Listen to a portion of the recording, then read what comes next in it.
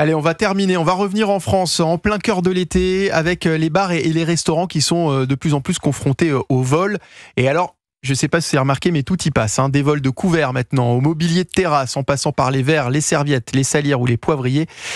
Face à cette situation, de plus en plus de restaurateurs ont décidé d'afficher la photo des voleurs prise par leur système de vidéosurveillance en vitrine ou sur les réseaux sociaux. Des commerçants le font également. Vous savez que c'est interdit.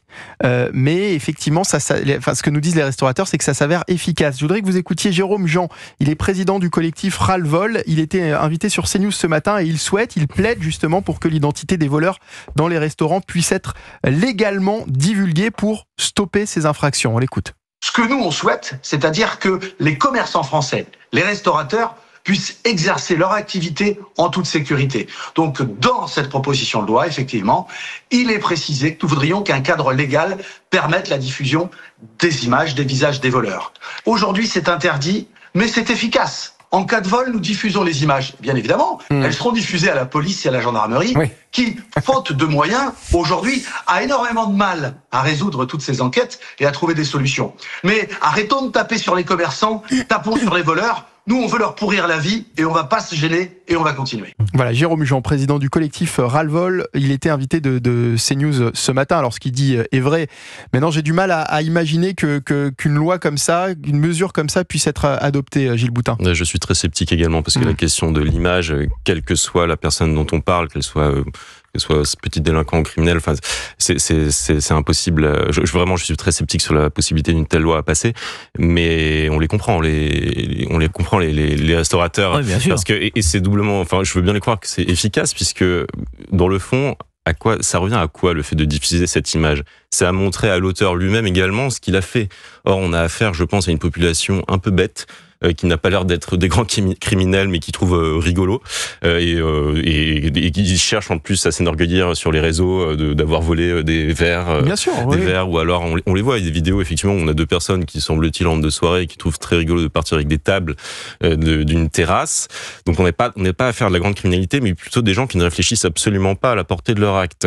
Donc le fait de diffuser cette image, si au moins ça peut leur envoyer le message, et de faire leur introspection et d'évoluer, même si on peut évidemment, on ne peut pas encourager les restaurateurs à le faire, puisqu'encore une fois, c'est totalement interdit. C'est interdit par la loi. Ce collectif distribue aux restaurateurs des petits autocollants qui peuvent coller sur leur vitrine, où il est écrit « Établissement sous vidéosurveillance » et en bas, « Nous diffusons les images en cas de vol ».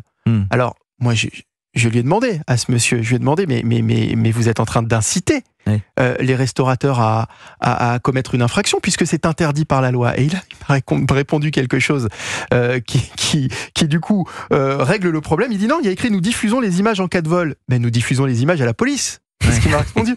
Vincent Roy. Voilà, donc comme ça, il y a pas de problème. Oui, il s'est couvert. Mais écoutez. Moi, je comprends l'exaspération des restaurateurs. Bon, évidemment, à partir du moment où ils sont détroussés, où on leur vole des salières, ça n'est pas tolérable.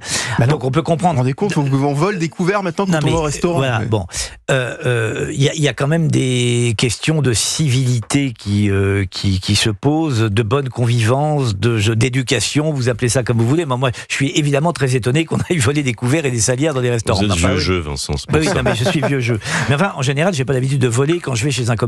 Oui, effectivement, je suis très vieux jeu. Chez les amis, oui, ça chez les amis, ça m'arrive, surtout quand l'argenterie est très très belle. Mais c'est un autre problème. Mais évidemment, on ne peut pas leur conseiller d'aller afficher ces images, sans quoi ils seraient condamnés, et ce serait de toute façon contrevenir à la loi.